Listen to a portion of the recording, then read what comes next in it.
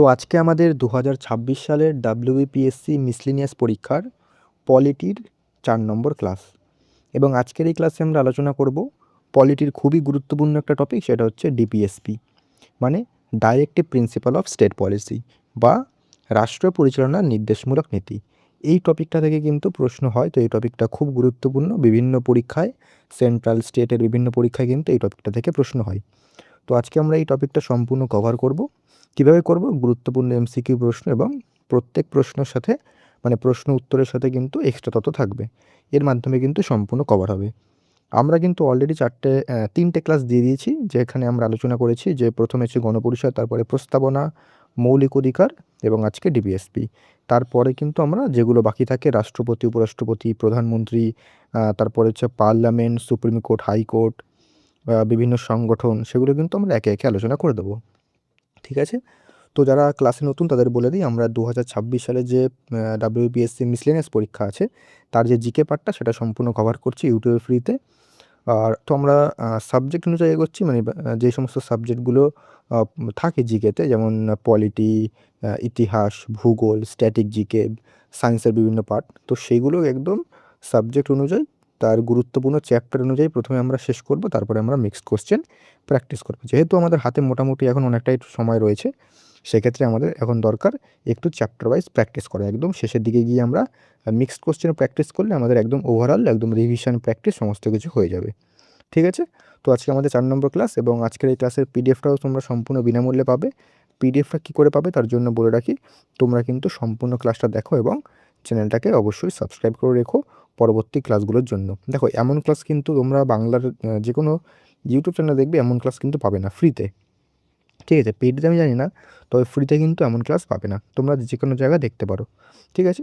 তো এই ক্লাসগুলো কিন্তু একদম মিস করবে না। পরীক্ষার যখন দেবে তোমরা, ধরো এই ক্লাসগুলো যারা যারা রেগুলার দেখছে, যারা পরীক্ষা দেবে তখন বুঝতে পারবে যে এই ক্লাসগুলোর গুরুত্ব কতটা বেশি। ঠিক আছে? তো আমাদের স্ট্যাটিক জিকেরও ক্লাস চলছে, তো স্ট্যাটিক জিকেও কিন্তু আমরা একইভাবে কভার করছি। সেগুলোও কিন্তু অবশ্যই তোমরা দেখতে পারো, তার লিঙ্ক ডেসক্রিপশন অথবা চ্যানেলের প্লেলিস্টে গেলেই তোমরা সেগুলোকে দেখতে পারবে। ঠিক আছে? তো আজকে আমরা কি করব সেটা হচ্ছে ডিপিএসপি। ঠিক আছে? তো শুরু করছি ক্লাস। আর যারা উত্তর জানবে প্রশ্নে, তারা কিন্তু অবশ্যই উত্তরগুলো খাতায় লিখে রাখবে এবং ক্লাসের শেষে তোমরা কমেন্টে জানাবে যে তোমরা কতগুলো প্রশ্নের উত্তর সঠিক করতে পেরেছো। তো যাই হোক, শুরু করছি। দেখো, প্রথম প্রশ্ন কি বলছে? প্রথম প্রশ্ন বলছে, ভারতীয় সংবিধানের কোন অংশে মানে কোন পার্টে রাষ্ট্র পরিচালনার নির্দেশমূলক নীতি বা DPSP directive principle of state policy, এই যে এটা বর্ণিত রয়েছে, মানে এটা আছে কোন পার্টে বা কোন অংশে রয়েছে বলো? দ্বিতীয় অংশ, তৃতীয় অংশ, চতুর্থ, পঞ্চম।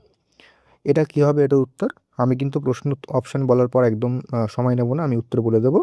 তোমরা কিন্তু প্রশ্ন দেখা মাত্রই ভিডিওটা পজ করে উত্তরটা নিজের খাতায় করে নেবে। আমি থামবো, তাহলে কিন্তু অনেকটা লেন্দি হয়ে যাবে, আমি কিন্তু বেশি সময় তোমাদের নিতে চাই না। দেখো, ডিপিএসপি আমরা দেখলাম কি পার্ট নম্বর 3-এ কী আছে? পার্ট নম্বর 3 আমরা দেখেছিলাম যে ফান্ডামেন্টাল রাইটস আছে।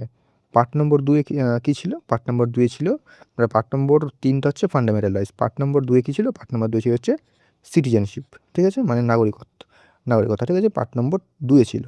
ঠিক আছে? তো এটা কী হবে? ডিপিএসপি কোন পার্টে? ডিপিএসপি হবে কিন্তু অপশন নাম্বার গ, চতুর্থ পার্টে, মানে পার্ট নম্বর 4। ঠিক আছে? এবার আমরা ডিপিএসপির যে বেসিক জিনিসগুলো সেগুলো একবার দেখে নিই। দেখো, পার্ট নাম্বার 4, এটি আয়ারল্যান্ডের সংবিধান থেকে নেওয়া হয়েছে। তো আমি তোমাদের বলেছিলাম যে ভারতীয় সংবিধানে যে সমস্ত জিনিসগুলো রয়েছে সেগুলো কিন্তু বিভিন্ন দেশের সংবিধান, তারপরে গভর্নমেন্ট ইন্ডিয়া অ্যাক্ট, এগুলো থেকে কিন্তু নেওয়া হয়েছে। তো আমরা আগের ক্লাসে দেখেছিলাম যে ফান্ডামেন্টাল রাইটস যেটা আছে, ফান্ডামেন্টাল রাইটস, সেটা কিন্তু নেওয়া হয়েছিল ইউএসের সংবিধান থেকে। সিটিজেনশিপ যদি বলি, সিটিজেনশিপ, তাহলে কিন্তু সেটা মানে একক নাগরিকত্ব ধারণা, মানে ভারতও জানো যে ভারতের একটাই নাগরিকত্ব, আমরা ভারতীয়। তো আমাদের সেই যে একক নাগরিকত্ব মানে এক নাগরিকত্ব, সেটা ধারণা নেওয়া হয়েছিল কিন্তু ইউকে থেকে। এটাও মাথায় রাখবে, আমি যখন সিটিজেনশিপ করাবো তখন সেটা বলে দেবো। আর এটা কোথা থেকে নেওয়া হয়েছে? ডিপিএসপি, এটা হচ্ছে আয়ারল্যান্ডের সংবিধান থেকে। সংবিধানের কত নম্বর ধারায় রয়েছে এটা? এটা রয়েছে 36 থেকে 51। আমরা দেখেছিলাম ফান্ডামেন্টাল রাইটস ছিল 12 থেকে 35। একবার আমরা ফান্ডামেন্টাল রাইটসটা একবার একটু রিভিশন করে নিচ্ছি একবারে, তাহলে আমাদের আগের ক্লাসের জিনিসগুলো মনে থাকবে। এটা গিয়ে হচ্ছে ভারতে একটি, মানে এর উদ্দেশ্য, মানে এটা কি, জনকল্যাণকামী রাষ্ট্র মানে ওয়েলফেয়ার স্টেট প্রতিষ্ঠা করা এবং সামাজিক ও অর্থনৈতিক গণতন্ত্র নিশ্চিত করাই কিন্তু এর মূল উদ্দেশ্য। এগুলো আদালত কর্তৃক বলবৎযোগ্য নয়, মানে নন জাস্টিসিয়েবল।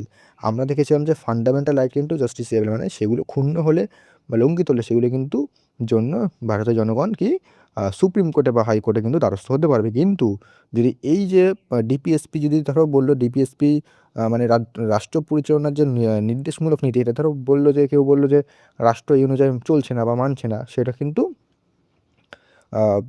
কিন্তু তোমরা মানে কি এটা এটা ক্ষুণ্ণ হলে কিন্তু আদালতে দ্বারস্থ হওয়া যায় না। এটা হচ্ছে মানে এটা কিন্তু নন জাস্টিসেবল, এটা মাথায় রাখবে, পরীক্ষায় দিতে পারে, এটা কিন্তু একটু মাথায় রাখতে পারবে। তারপরে আমাদের পরবর্তী কোশ্চেন দেখো, পরবর্তী প্রশ্ন কি বলছে, নিচের কোনটি ডিপিএসপির প্রধান উদ্দেশ্য? একটু আগে দেখলাম আমরা কোনটা হবে, রাজনৈতিক গণতন্ত্র প্রতিষ্ঠা করা, জনকল্যাণকামী রাষ্ট্র প্রতিষ্ঠা করা, পুঁজিবাদী সমাজ গঠন করা, ধর্মীয় শাসন ব্যবস্থা আনা। আমরা এইমাত্র দেখলাম এটা কী হবে, জনকল্যাণকামী রাষ্ট্র প্রতিষ্ঠা করা, ওয়েলফেয়ার স্টেট। দেখো বলে দিলাম সেকেন্ড, হ্যাঁ, ওয়েলফেয়ার স্টেট জনকল্যাণকামী রাষ্ট্র প্রতিষ্ঠা করা। কত নম্বর পার্টে আছে এটা? পার্ট নম্বর 4-এ। আর্টিকেল কি? আর্টিকেল আছে সেকেন্ড আর্টিকেল হচ্ছে 36 থেকে 51, এই আর্টিকেলের মধ্যে এটা রয়েছে। এগুলো মাথায় রাখবে, এটা কোথা থেকে নেওয়া হয়েছে? আয়ারল্যান্ডের থেকে নেওয়া হয়েছে, ঠিক আছে? এগুলো কিন্তু বারবার রিকল করো, তাহলে কিন্তু একদম পরীক্ষা আসলে অনায়াসে করতে পারবে। নেক্সট প্রশ্ন কি বলছে, ভারতের সংবিধানের কত নম্বর ধারায় গ্রাম পঞ্চায়েত গঠনের কথা বলা হয়েছে? বলে, এটা খুব গুরুত্বপূর্ণ একটা প্রশ্ন। ধারা 38, 39, 40, 41। এই যে ডিপিএসপি ধারাগুলো রয়েছে, আমি ধারাগুলো বলবো, এই ধারাগুলোর মধ্যে কিন্তু একটা ধারা রয়েছে যেখানে গ্রাম পঞ্চায়েত গঠন করার কথা বলা হয়েছে। এটা কত নম্বর ধারা সেটাই বলছে, এটা কিন্তু অপশন হবে অপশন নম্বর গ, ধারা নম্বর 40-এ কিন্তু গ্রাম পঞ্চায়েত গঠনের কথা বলা হয়েছে, ঠিক আছে? এবার দেখো, এটি একটি গান্ধীবাদী নীতি। দেখো ডিপিএসপি যদি বলে না, ডিপিএসপি ভুলভাল লিখছি কেন, দেখো ডিপিএসপি যদি না কয় প্রকার, তাহলে কিন্তু 3 প্রকার হবে। একটা হচ্ছে সোশ্যালিস্ট, একটা হচ্ছে তোমাদের গান্ধিয়ান, আর একটা হচ্ছে তোমাদের লিবারাল। এই 3 ধরনের, কিন্তু এই 3 ধরনের যে ভাগ, এটা কিন্তু কনস্টিটিউশন বা সংবিধানে কিন্তু উল্লেখ করা নেই। তবে এই 3টাই একটু মনে রাখবে। যদি বলে কয় প্রকার, তাহলে 3 প্রকারই বলবে, 3 প্রকার জাস্ট বলে দেবে, ঠিক আছে? এগুলো জিজ্ঞেস নাও করতে পারে, তবে কয় প্রকার সেটা জিজ্ঞেস করতে পারে। এটা হচ্ছে গান্ধীবাদী। দেখো এই যে 40 ধারা, এই ধারাকে এই ধারা নির্দেশকে বাস্তবায়নে রূপান্তরিত করেছে কি 1992 সালে। দেখো আমরা জানি যে আমাদের দেশে পঞ্চায়েত ব্যবস্থা কততম সংবিধান সংশোধনের মাধ্যমে পঞ্চায়েত ব্যবস্থা আনা হয়েছিল? এটা হচ্ছে তোমাদের 73তম সংবিধান সংশোধন। কত সালে? 1992 সালে। এবং 74তম সংবিধান সংশোধনের মাধ্যমে কিন্তু যে পৌরসভা মিউনিসিপ্যালিটি, সেটা কিন্তু আনা হয়েছিল। এটা মাথায় রাখবে। এবং পঞ্চায়েত কত নম্বর তফসিলে বা কত নম্বর স্কেডিউল আছে, সেটা হচ্ছে 11 নম্বর। এবং কত নম্বর পার্টে আছে? পার্ট নম্বর 9 আছে। এগুলো কিন্তু মাথায় রাখবে। পঞ্চায়েতটা আমরা করবো পরে, তখনও কিন্তু বলে দেবো। তো এই ডিপিএসপি যেহেতু পঞ্চায়েত রয়েছে, তো আমরা এখানে দেখে নেব। দেখো এখানে বলাই আছে যে 73তম সংবিধান সংশোধনের মাধ্যমে পঞ্চায়েত রাজ শুরু হয়। 40 নম্বর ধারার নির্দেশকে বাস্তবায়িত রূপ দেয় হচ্ছে 1992 সালের 73তম সংবিধান সংশোধনী। এবং যদি বলে কোথায় প্রথম পঞ্চায়েত কোথায় হয়, সেটা হচ্ছে গঠিত হয়, সেটা হচ্ছে রাজস্থানে। রাজস্থানের কোথাও নাগৌর ডিস্ট্রিক্টে, এটা মাথায় রাখবে। নাগৌর জেলায় কিন্তু এটা হয়। এটা হচ্ছে 2 অক্টোবর কিন্তু স্থাপিত হয়, মানে গঠিত হয় প্রথম। এটা মাথায় রাখবেন, যেখান থেকে ডাইরেক্ট প্রশ্ন দিতে পারে, ঠিক আছে? এবার দেখো আমাদের পরবর্তী প্রশ্ন কি বলছে। পরবর্তী প্রশ্ন বলছে, ইউনিফর্ম সিভিল কোড বা অভিন্ন দেওয়ানি বিধি কোন ধারায় উল্লেখ রয়েছে? এই যে পঞ্চায়েত, তারপরে যে union civil code, uniform civil code, এগুলো কিন্তু পরীক্ষায় ডিপিএসপি থেকে এগুলোই দেয় বেশিরভাগ। তো এটা কী হবে? এটা হচ্ছে 42, 43, 44, 45। দেখো ইউনিফর্ম সিভিল কোড, এটা কোথায় কোন ধারায় বলা হয়েছে? এটা কিন্তু অপশন নম্বর গ, ধারা নম্বর 44, ঠিক আছে? এবার আমরা সমস্ত যে গুরুত্বপূর্ণ আর্টিকেলগুলো আছে সেগুলো দেখে নিই। আমি বলে দেবো এর মধ্যে কোনটা কোনটা তোমাদের মেন মাথায় রাখতে হবে। ধারা নম্বর 36 থেকে শুরু হচ্ছে। ধারা নম্বর 36, সেটা কী বলা আছে? ধারা নম্বর 36-এ বলা রয়েছে রাষ্ট্রের সংজ্ঞা। আমরা দেখেছিলাম যে 12 নম্বর ধারাও কিন্তু যে ফান্ডামেন্টাল রাইট আছে, সেখানেও 12 নম্বর ধারাতেও রাষ্ট্রের সংজ্ঞা ছিল, আর এখানে কিন্তু 36 নম্বর ধারাতেও রাষ্ট্রের সংজ্ঞা। 37-এ কী আছে? এই নীতিগুলি আদালত কর্তৃক বলবৎযোগ্য নয়। এটা কিন্তু এইখানে এই 37 নম্বর ধারায় বলা রয়েছে। 38-এও কী বলা রয়েছে? 38-এ বলা রয়েছে যে জলকল্যাণ, মানে একটা ওয়েলফেয়ার স্টেট তৈরি করা হচ্ছে, এর উদ্দেশ্য, এটা বলা রয়েছে।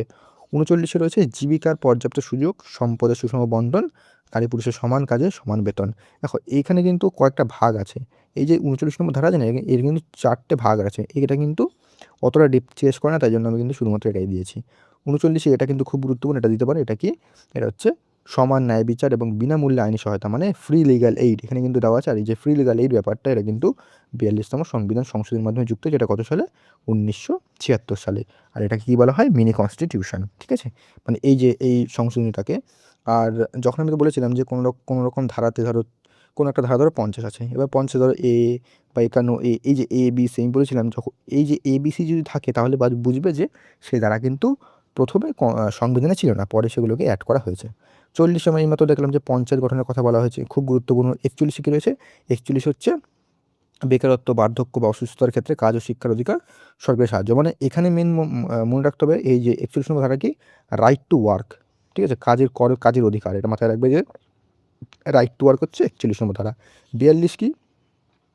কাজের মানবিক পরিবেশ, মানে এখানে হচ্ছে কী বলতো, এই যে 42 নম্বর ধারা এখানে বলা হয়েছে যে ওয়ার্কিং কন্ডিশন, মানে কাজের যে একটা পরিবেশ সেটা কিন্তু এখানে বলা রয়েছে, নিশ্চিত করতে হবে।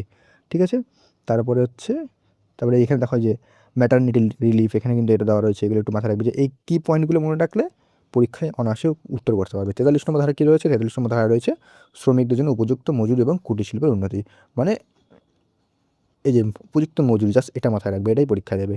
43-এ কী বলা রয়েছে? 43-এ বলা রয়েছে যে শিল্প ব্যবস্থাপনায় শ্রমিকদের অংশগ্রহণ নিশ্চিত, মানে যে ম্যানেজমেন্ট আছে ম্যানেজমেন্টে কিন্তু কোনো একটা ধরো শিল্প আছে, ঠিক আছে, সেই শিল্পের যে ম্যানেজমেন্ট আছে সেখানে কিন্তু শ্রমিকদের ইনভলভমেন্ট, মানে তাদের কিন্তু অংশগ্রহণটাই কিন্তু এখানে বলা রয়েছে যে শিল্প ব্যবস্থাপনায় শ্রমিকদের অংশগ্রহণ, এটা জাস্ট মাথায় রাখবে তাহলেই হবে।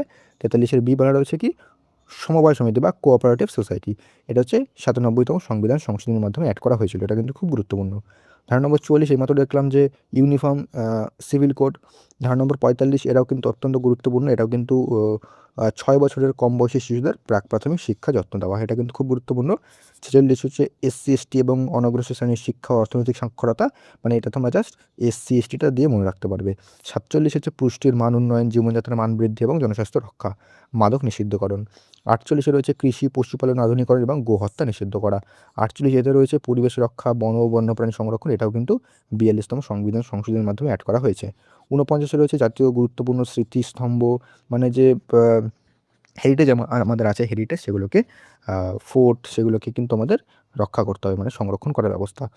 50-এ রয়েছে, 50টা খুব গুরুত্বপূর্ণ, এটা হচ্ছে বিচার বিভাগকে শাসন বিভাগ থেকে পৃথক করার কথা বলা রয়েছে, মানে যে এক্সিকিউটিভ বিভাগটা রয়েছে সেটাকে কিন্তু জুডিশিয়ারি বিভাগ থেকে আলাদা করার কথা বলা রয়েছে। এবার 51তে বলা রয়েছে যে আন্তর্জাতিক শান্তি, মানে ইন্টারন্যাশনাল পিস অ্যান্ড সিকিউরিটি, এখানে কিন্তু বলা রয়েছে।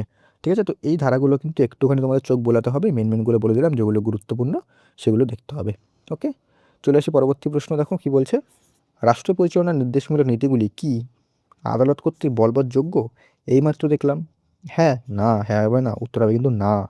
হ্যাঁ কি? হ্যাঁ হচ্ছে এফআর, মানে ফান্ডামেন্টাল রাইটস। বলে দিলাম তোমাদের। দেখো সংবিধানের এটা কত নম্বর ধারায় বলা রয়েছে? এইমাত্র বললাম 37 নম্বর ধারায় কিন্তু বলা রয়েছে যে আদালত কর্তৃক বলবৎযোগ্য নয়, অর্থাৎ সরকার এগুলো পালন না করলে কেউ মামলা করতে পারে না। ঠিক আছে, পরবর্তী প্রশ্ন দেখো। পরবর্তী প্রশ্ন কি বলছে, 6 বছরের কম বয়সী শিশুদের শৈশবকালীন যত্ন এবং শিক্ষার ব্যবস্থা করার কথা কোন ধারায় বলা রয়েছে? 44, 45, 46, 47। এইমাত্র আমরা দেখলাম ধারাগুলো, এর মধ্যে কী হবে? এর মধ্যে হবে কিন্তু অপশন নম্বর খ, ধারা নম্বর 45। দেখো 2002 সালের 86তম সংবিধান সংশোধনের আগে এখানে 6 থেকে 14 বছর বয়সীদের কথা ছিল, যা এখন ধারা 21-এতে মৌলিক অধিকার রয়েছে। আমরা আগের দিন আলোচনা করেছিলাম যে 21-এ যেই ধারাটা সেটা হচ্ছে শিক্ষার অধিকার। এবার এটা কিন্তু আমরা দেখেছিলাম আগের ক্লাসে দেখেছিলাম যে 2002 সালের 86তম সংবিধান সংশোধনের মাধ্যমে অ্যাড করা হয়েছে, এবং তার মাধ্যমে কিন্তু এই যে ধারা 45টাও কিন্তু কিছু চেঞ্জ করা হয়েছে। সেটাকে কি এখানে কেবলমাত্র এখানে হচ্ছে 21-এতে হচ্ছে 6 থেকে 14 বছর বয়সীদের শিক্ষার ব্যবস্থা, আর এখানে 6 বছরের কম, মানে 6 বছরের যে কম শিশুরা আছে তাদের কিন্তু শিক্ষা ব্যবস্থা এখানে করা হয়েছে, মানে বলা হয়েছে। তারপরে হচ্ছে দেখো বিভিন্ন যে সংবিধান সংশোধনী সেগুলো কিন্তু এখান থেকে দিতে পারে পরীক্ষায়। দেখো 42তম সংবিধান সংশোধনীতে কোন কোন ধারাগুলো যুক্ত করা হয়েছে আমরা এই একটু আগে দেখলাম। এটা হচ্ছে 1976 সালে হয়, এটাতে 39-এর যেটা হচ্ছে ফ্রি লিগ্যাল এইড, 43-এর এ এবং 48-এর এ, এই তিনটে যুক্ত। 48-এর হচ্ছে পরিবেশ রক্ষা, আর দেখলাম একটু আগে, এগুলো কিন্তু যুক্ত করা হয়। আর তারপরে 44তম সংবিধান সংশোধনী, এটা হচ্ছে 1978 সালে, এটাতে 38-এর আয়ের বৈষম্য কমানোর জন্য তৈরি করা হয়, মানে ইকুয়াল পে, এটার জন্য করে হয়। তারপরে 97 সংশোধনীতে 2011 সালে হয় 43 বি, মানে কোঅপারেটিভ সোসাইটি বা সমবায় সমিতি যুক্ত করা হয়। ঠিক আছে? তো এগুলো কিন্তু দেখবে যে কোন সংশোধনের মাধ্যমে কোন কোন ধারাগুলো যুক্ত করা হয়েছে। পরবর্তী প্রশ্ন, বিচার বিভাগকে শাসন বিভাগ থেকে পৃথক করার মানে separation of judiciary from executive কোন ধারায় বলা আছে? একটু আগে দেখলাম, এটা হচ্ছে ধারা নম্বর 50। ঠিক আছে? এগুলো তো দেখা মাত্রই উত্তর করা এখন, কারণ তোমাদের একটু আগেই বলেছি। ঠিক আছে? এটা তোমার একটু যে দেখে রাখবে উত্তরটা, ব্যাস। তারপরের প্রশ্ন, আন্তর্জাতিক শান্তি ও নিরাপত্তা মানে ইন্টারন্যাশনাল পিস অ্যান্ড সিকিউরিটি বজায় রাখার কথা কোন ধারায় বলা রয়েছে? কী হবে উত্তর? 48, 49, 50, 51। ইন্টারন্যাশনাল পিস অ্যান্ড সিকিউরিটি দেখলাম সবার শেষ ধারা, সেটা হচ্ছে 51 নম্বর ধারা। ঠিক আছে? এটা জাস্ট দেখে রাখবে, এটা কোনো তেমন কিছু নেই। পরবর্তী প্রশ্ন, পরিবেশ রক্ষা এবং বন্যপ্রাণী সংরক্ষণের কথা কোন ধারায় রয়েছে? একটু আগে দেখলাম, কী হবে এটা? ধারা নম্বর 48A। দেখলে একটু আগে আমরা যে আলোচনা করলাম, ওই আলোচনাটা যদি ভালো করে একটু দেখে রাখো, তাহলে এই প্রশ্নগুলো কিন্তু দেখা মাত্র উত্তর করে দিতে পারবে। এটা কিন্তু মূল ধারার অংশ ছিল না, এটা হচ্ছে 1976 সালের 42তম সংবিধান সংশোধনের মাধ্যমে অ্যাড করা হয়, যেটা আমি তোমাদের একটু আগেই আলোচনা করে দিয়েছি। পরবর্তী প্রশ্ন দেখো কী বলছে। পরবর্তী প্রশ্ন বলছে, কোন সংবিধান সংশোধনের মাধ্যমে ডিপিএসপিতে সমান ন্যায় বিচার ও বিনামূল্যে আইনি সহায়তা মানে equal justice and free legal aid, free legal aid একটু দেখলাম 42তম সংবিধান সংশোধনের মাধ্যমে 1976 সালে 39 এই যে এই ধারাটা হচ্ছে ফ্রি লিগাল এইড। ঠিক আছে? এই যে ফ্রি লিগাল এইড দেখলাম, তোমাদের বলে দিলাম। 1976 সালে 42তম সংবিধান সংশোধনের মাধ্যমে এটি যুক্ত করা হয়। যারা আর্থিকভাবে পিছিয়ে পড়া দরিদ্র তাদের জন্য রাষ্ট্র বিনামূল্যে আইনি পরামর্শ উকিলের ব্যবস্থা করবে। বাস্তবায়ন এর ধারা লক্ষ্য পূরণ করতে কিন্তু 1987 সালে নালসা মানে ন্যাশনাল লিগাল সার্ভিসেস অথরিটি গঠন করা হয়। এটাও দেখে রাখবে, নালসা কবে গঠিত হয়? 1978 সালে, এই 78 বলছি, 87 সালে। পরবর্তী প্রশ্ন দেখো, কে রাষ্ট্র পরিচালনার নির্দেশমূলক নীতি বা ডিপিএসপিকে সংবিধানের এক অভিনব বৈশিষ্ট্য মানে novel features of the constitution বলে অভিহিত করেছেন? এটা কিন্তু খুব গুরুত্বপূর্ণ, এখান থেকে প্রশ্ন দেয়, মানে বিভিন্ন উক্তি। এটা কী হবে? জওহরলাল নেহরু, বি আর আম্বেদকর, গ্র্যানভিল অস্টিন এবং কেসি ওয়ারে বলে কী হবে উত্তর? এটার উত্তর হবে কিন্তু অপশন নাম্বার খ, ডক্টর বি আর আম্বেদকর। ঠিক আছে? দেখো বলা হচ্ছে শ্রেণীবিভাগ বলেছিলাম তোমাদের, যে সমাজতান্ত্রিক বা হচ্ছে সোশ্যালিস্ট, গান্ধীবাদী গান্ধিয়ান এবং উদারনৈতিক বুদ্ধিবাদী মানে হচ্ছে লিবারেল। ঠিক আছে? এবার দেখো এই যে এই চারটা কিন্তু খুব গুরুত্বপূর্ণ। এই চার্টে মূলত কে কী বলে অভিহিত করেছেন ডিপিএসপিকে সেটাই লেখা আছে। এটা হচ্ছে বি আর আম্বেদকর বলেছেন কি, এটি সংবিধানের একটা অভিনব বৈশিষ্ট্য মানে নোভেল ফিচার্স। এই যে ইংলিশটা কিন্তু বেশি মনে রাখবে, ইংলিশটা কিন্তু বেশিরভাগ দেয়। তো হচ্ছে গ্র্যানভিল অস্টিন কি বলেছেন? ডিপিএসপি এবং মৌলিক অধিকারকে একত্রে সংবিধানের বিবেক মানে কনসেন্স অফ দ্য কনস্টিটিউশন বলেছেন। কেটি শাহ কি বলেছেন? যে এটি একটি চেক বা ব্যাংকের সুবিধা অনুযায়ী ভাঙানো যায়, মানে cheque on a bank payable only when the resources of the bank permit বলে অভিহিত করেছেন। তাহলে বি এন রাও কি বলেছেন? কর্তৃপক্ষের মানে এটিকে কর্তৃপক্ষের জন্য নৈতিক উপদেশ মানে মোরাল প্রিসেপ্টস ফর দ্য অথরিটিস বলেছেন। এবং কেসি ওয়ারে কি বলেছেন? ডিপিএসপি হলো লক্ষ্য এবং আকাঙ্ক্ষার ইস্তেহার, manifesto of aims and aspirations. ঠিক আছে? তো এই ছিল তোমাদের মোটামুটি। তারপরে দেখো এই যে ডিপিএসপি সম্পর্কে কিন্তু বিভিন্ন মামলা হয়, সেই মামলাগুলো তোমাদের সম্পর্কে একটু তোমাদের জানতে হবে, মানে সেখান থেকে পরীক্ষা দিলেও দিতে পারে। কী কী হয়? প্রথমটা হচ্ছে চম্পকম দোরাই রাজন মামলা। এটা কবে সালে হয়? এটা হচ্ছে 1951 সালে হয়। এর রায়টা কী ছিল? রায়টা ছিল সুপ্রিম কোর্ট জানায় যে মৌলিক অধিকার এবং ডিপিএসপির মধ্যে যদি দ্বন্দ্ব হয় তাহলে কিন্তু মৌলিক অধিকারই জয়ী হবে, মানে মৌলিক অধিকার কিন্তু অগ্রাধিকার দেওয়া হবে। ঠিক আছে? গোলকনাথ মামলা কবে হয়? 1967 সালে। এটা হচ্ছে রায় দেয় কি, যে আদালত রায় দেয় যে ডিপিএসপি কার্যকর করার জন্য সংসদ মৌলিক অধিকারকে খর্ব বা সংশোধন করতে পারবে না, মৌলিক অধিকারগুলি কিন্তু অলঙ্ঘনীয়। ঠিক আছে? এটা কিন্তু মাথায় রাখবে, মানে মৌলিক অধিকারটাই হচ্ছে সব জায়গাতে মানে বেশি, সেটাকে মানে বলতে পারো যে মৌলিক অধিকারই ডিপিএসপির উপরে, এটা এটা তোমার মাথায় রাখবে, মানে প্রত্যেকের সেটাই বলা হয়েছে। এবার কেশবানন্দ ভারতী মামলা 1973 সাল। এখানে বলা হয়েছে যে এটি ভারতের ইতিহাসের সবচেয়ে বড় মামলা। আদালতে জানায় যে সংসদ মৌলিক অধিকার সংশোধন করতে পারে ঠিকই, কিন্তু সংবিধানের মৌলিক কাঠামো পরিবর্তন করা যাবে না। এটা তো ফান্ডামেন্টাল রাইটে আমি তাও দিয়ে দিয়েছি তোমার আগের জন্য। আর তারপর হচ্ছে একটা হচ্ছে মিনার্ভা মিল কেস, এটাও কিন্তু খুব গুরুত্বপূর্ণ, 1980 সালে হয়। এটা হচ্ছে সুপ্রিম কোর্ট স্পষ্টভাবে জানায় যে ভারতীয় সংবিধান দাঁড়িয়ে আছে মৌলিক অধিকার এবং ডিপিএসপির মধ্যকালের ভারসাম্যের ওপর, মানে ব্যালেন্স যে দুটোর মধ্যে, মানে ডিপিএসপি আর মৌলিক অধিকারের মধ্যে। ঠিক আছে? তো এই যে মামলাগুলো একটু দেখে রাখবে, তাহলেই হবে। তো এই ছিল আজকে তোমাদের সম্পূর্ণ আলোচনা। ঠিক আছে? এই আলোচনার পরে আমার মনে হয় না যে ডিপিএসপি থেকে এর বাইরে কোনো প্রশ্ন দেবে। যদিও ভুলবশত কোনো জায়গায় কিছু যদি মিস হয়ে যায়, যদি মিস হয়ে যায়, তাও মিস আমি মনে হচ্ছে হয়নি, সবই করিয়ে দিয়েছি। যদি হয় তাও আমরা যখন মিক্সড কোশ্চেন প্র্যাকটিস করব তখন কিন্তু সমস্ত কিছু রিভিশন বা কিছু মিস হয়ে গেলে সেগুলো একবারে কভার হয়ে যাবে। আর আজকের ক্লাসের পিডিএফটা তোমরা কোথার দিকে পাবে? পিডিএফটা তোমরা পেতে গেলে তোমাদের কিন্তু অবশ্যই, যেটা প্রথমেই বললাম, চ্যানেলটাকে অবশ্যই সাবস্ক্রাইব করে রাখো এবং আমাদের টেলিগ্রামের লিঙ্ক ডেসক্রিপশনে রয়েছে, সেখান থেকে কিন্তু তোমরা টেলিগ্রামে জয়েন হয়ে যাও, সেখানে কিন্তু পিডিএফটা সম্পূর্ণ বিনামূল্যে পেয়ে যাবে। আর বাকি আগের যে ক্লাসগুলো সেগুলো দেখেছো, তার লিঙ্ক ডেসক্রিপশনে পাবে। আর কারা কারা মিসলেনিয়াস বা অন্যান্য পরীক্ষার জন্য করছো, দেখো এখানে একটা কথা বলি, এই যে একটা প্রশ্ন ছিল, কোথায় গেল প্রশ্নটা? প্রশ্নটা, হ্যাঁ, এই যে প্রশ্ন, পঞ্চায়েত পঞ্চায়েত দিয়ে একটা কথা মনে পড়লো যে গ্রাম পঞ্চায়েতের ভ্যাকান্সি তো জানোই তোমাদের 6,652টা ভ্যাকান্সি টোটাল আছে। তো এই ভ্যাকান্সির জন্য তো নিয়োগ হবে, এটা তো একদম পরিষ্কার হয়ে গেছে, একদম কার্যত নিশ্চিত যেটা হবে। তো এই যে পঞ্চায়েত, এর জন্য কিন্তু আমি জিকের ক্লাস নিয়ে আসবো। জিকের ক্লাসগুলো সম্ভবত সোমবার থেকে শুরু হবে। তো জিকের ক্লাসও সেখানে করলে তোমাদের পঞ্চায়েতের ক্ষেত্রে জিকেটা সম্পূর্ণ আমি কভার করিয়ে দেবো, ঠিক আছে? তো অবশ্যই কিন্তু চ্যানেলটাকে সাবস্ক্রাইব করে রেখো। আর যেটা বললাম, পিডিএফের জন্য টেলিগ্রামে জয়েন করো। আর নেক্সট তোমাদের ক্লাস আসবে হচ্ছে প্রেসিডেন্ট অ্যান্ড ভাইস প্রেসিডেন্ট, ঠিক আছে? তো দেখা হচ্ছে নেক্সট ক্লাসে।